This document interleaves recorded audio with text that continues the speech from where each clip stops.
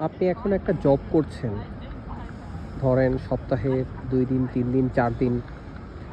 আপনার হাতে ৩ দিন সময় আছে। আ তো আপনি এখন কি করবেন? সেকেন্ড জব খুঁজবেন?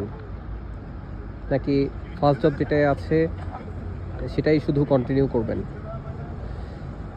অনেকেই আমাকে বলবে যে, "অবশ্যই সেকেন্ড জব খুঁজবো। যদি পসিবল হয়।" মানে পড়াশোনা এবং হচ্ছে আদার্স কাজ সবকিছু মেইনটেইন করে যদি সম্ভব হয় তাহলে সেকেন্ড জব কেন নয়? কিন্তু আমার অভিমত হচ্ছে আপনার সেকেন্ড জব নেওয়ার ক্ষেত্রে এমন কোনো পরিস্থিতি না তৈরি হয় যে ১ম জবটায় আপনাকে হ্যাম্পার করতেছে। তাহলে কিন্তু ওই যে বাংলায় একটা কথা আছে না যে, "আমও গেল, ছালাও গেল।" তো এটাও একটু ভেবে রাখবেন। সো ধরেন এটা যদি বাংলাদেশে হইতো যে আপনি সপ্তাহে ৫ দিন অফিস করতেছেন। সেটা সরকারি কিংবা বেসরকারি যে ধরনের জবই হোক।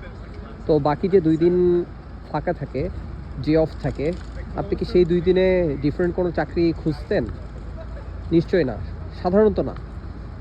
তো এই কনসেপ্টটাও মাথায় রাখলে আমার কাছে মনে হয় ভালো হয়। So thank you. এরপরেও যদি আপনার কোনো ভিন্ন কোনো মতামত থাকে অবশ্যই জানাবেন।